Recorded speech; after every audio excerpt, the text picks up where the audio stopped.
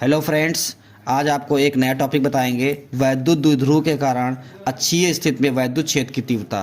देखिए, मैंने आपको कल बताया था, कल वीडियो में वैद्युत द्विध्रुव क्या होता है। एक बार क्विक रिवीजन बताते हैं।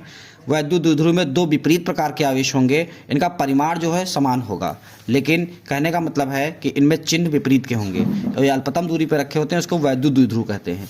तो इसको हमें इसके अक्षीय स्थिति में और एक निरक्षीय स्थिति में दोनों डेरिवेशन बताएंगे आपको, और मोस्ट इंपॉर्टेंट है। चलिए स्टार्ट करते हैं। तो मैंने एक वैद्युत द्विध्रुव माना, और इससे मैंने बिंदु O पर जो इसका मिड पॉइंट है वैद्युत द्विध्रुव का, इसके R बिंदु पर कोई अक्षीय स्थिति में बिंदु P है जहाँ पे वैद्युत द्विध्रुव ज्ञात करना है। तो मैंने मान लिया R पॉइंट पर कोई बिंदु P है। फिर इसके बाद देखिए, अगर हम डिस्टेंस मेजर करें तो यहाँ से इसकी दूरी R-L होगी, यहाँ से इसकी दूरी R+L होगी।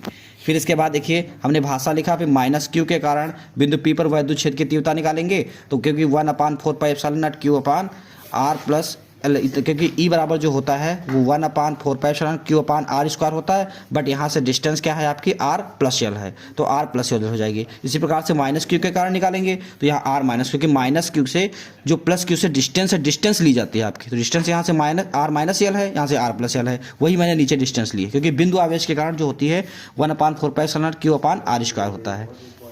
फिर इसके बाद यहाँ पे परिणामी तीव्रता निकालने के लिए देखिए, E की जो डायरेक्शन होती है वो प्लस से दूर होती है और माइनस की ओर होती है। तो मैंने E1 मान लिया, अगर -Q के कारण उत्पन्न है तो इसकी डायरेक्शन माइनस की ओर, और ये प्लस की दूर, तो दोनों विपरीत दिशा में हैं।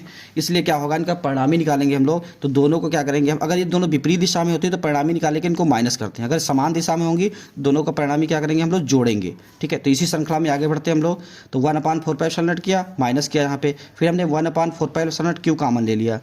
तो इसके बाद क्या किया, 1/R-L का होल स्क्वायर, 1/R+L का होल स्क्वायर। फिर यहाँ पे लासा लेंगे हम लोग, तो ऊपर आपके दो टर्म कट जाएंगे। इधर दो टर्म कटने के बाद 4RL, देखिए इधर 4RL और R² - L² का होल स्क्वायर आएगा। फिर यहाँ पे एक्चुअली L जो है बहुत छोटा है R की तुलना में, तो L को छोड़ देंगे हम लोग, नेगलेक्ट कर देंगे, L² को हम लोग नेगलेक्ट करेंगे। तो इसके बाद ये टर्म आएगा, तो P = Q × 2L होता है, इसको रखेंगे तो आपका ये अच्छी स्थिति में आ जाएगा। इसी श्रृंखला में आगे आपको बताते हैं वैद्युत द्विध्रुव के कारण निरक्षीय स्थिति में वैद्युत क्षेत्र की तीव्रता। इसमें क्या करना है, कोई वैद्युत द्विध्रुव लिया, निरक्ष स्थिति का मतलब होता है परपेंडिकुलर, यानी 90 डिग्री पे कोई पॉइंट लिया। यहाँ पे क्या हो रहा था, अच्छी स्थिति में ले रहे थे, यहाँ पे 90 डिग्री पे कोई पॉइंट P ले लिया हमने। फिर हमने मान लिया कि देखिए, यहाँ से एक्चुअली बात ये 2L का है कि यहाँ से यहाँ तक की दूरी L हो जाएगी, तो यहाँ से इतनी दूरी जो बचेगी अंडर, क्योंकि ये निकालेंगे कर्ण स्क्वायर। क्या होता है सूत्र, कर्ण स्क्वायर बराबर लंब स्क्वायर प्लस आधार स्क्वायर। तो यहाँ से कर्ण की जो वैल्यू निकालेंगे तो आपके निकल के आएगी √R² प्लस L², ये निकल के आएगा।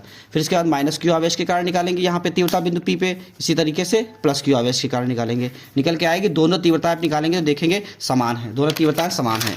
फिर आगे बढ़ते हैं हम लोग। तो इस तरीके से हमने बताया था आपको कि तीव्रताएं अगर विपरीत दिशा में होंगी, अगर विपरीत दिशा में हो तो परिणामी क्या होता है, उनका डिफरेंस। अगर समान दिशा में है तो क्या होता है, उनका योग।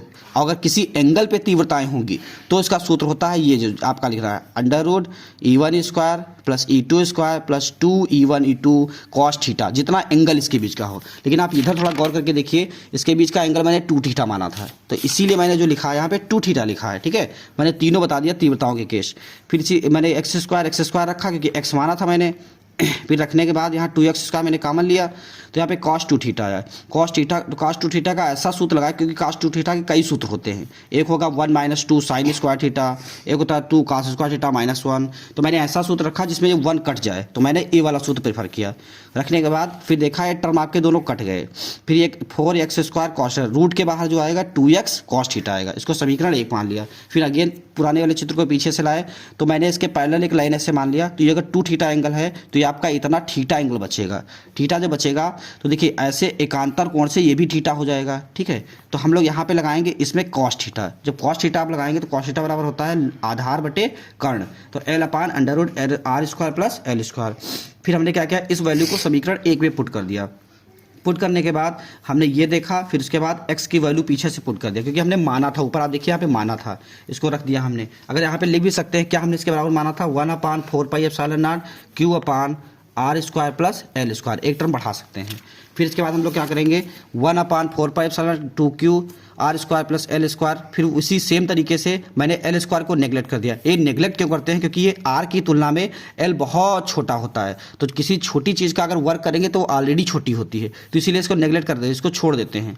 छोड़ने के बाद 1/4πε0 और 2ql अपान आर स्क्वायर 3/2, तो 2 कट जाएगा, फिर ये आप क्योंकि p बराबर होता है q × 2l, तो ये आ जाएगा। अगर यहाँ से एक चीज़ और निकालें तो ई अक्षीय आप देख लीजिए, बट ये ई निरक्षीय, अगर दोनों का रेशियो चेक कर लीजिए आप, तो ये 1/4πε0 2p/r³ था, ये वाला 1/4πε0 p/r³, तो यहाँ एक कट जाएंगे टर्म आपका। अगर ई अक्षीय अब ई निरक्षीय का अगर अनुपात आप निकाल लीजिए तो कितना आएगा? 2 अनुपात आएगा। ये भी कभी भी पूछ लेता है आपसे। ठीक है, थैंक यू, आगे आपको मिलेंगे फिर।